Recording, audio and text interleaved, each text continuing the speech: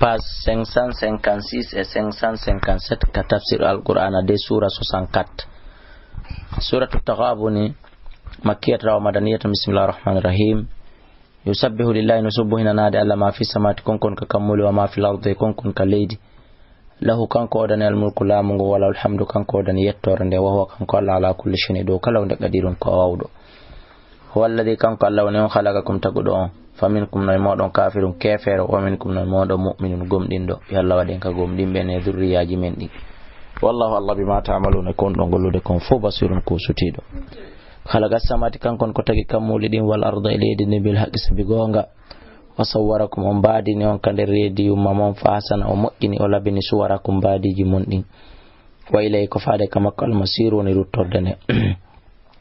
ya alamu imande ma fi samati konkon ka kamuli wal arda ka leedi wa ya alamu imande ma tusirruna konkon no sudude ma to ulinone konkon no finyinde wallahu kanko Allah alimun ko andudo bi dhati suduri gunduji berre. Alam ya'tikum yarali on naba ulladin khabar ben kafar yeddo min qabilu kadi fadaqu ben medin wa bala amrihim bundum fiya kama ben walam nodan bi adabul latalimun musude dalika ko wadi dum be annahu sabu ko woni kanat latike ta'tim no adana ino bi rusulum nela mabbe bil bayinatu jaji feñudi faqalu bi abashirun e ko neddo yahduna nawon ko fewnata en fakafaru bi yeddi wa tawalla bi hucciti wastaghna Allah Allah kadi yondini fi mabbe. Wallahu Allah ghaniyun ko yondini do hamidun yettini do.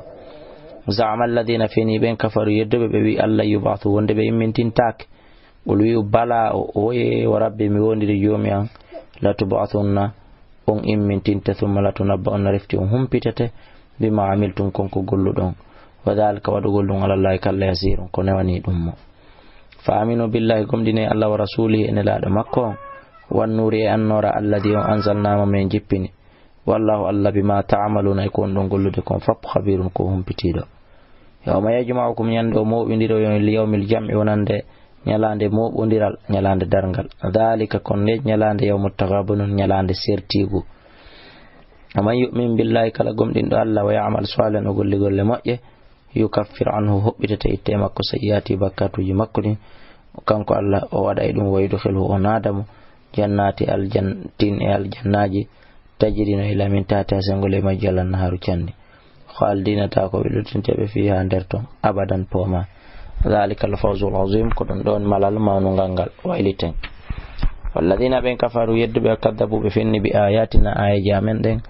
ulaika ko ben non asabun naru nimbe yitengen khalidina ko bilutinte fiha ander yitengen wa bisal masir nge boniru torde ma asaba kala ko hebi min ma asaba hebata min musibatin imurde musiba illa bidinillah sunay do ngay Allah kala nambara ko yido wadi taw Allah hoddiri no woni. Wa man yu'min billahi kala gomdindo Allah yahdi qalbahu Allah fewna berne makko ne. Wallahu Allah bi kulli shay'in kala hunde alimun ko andudo.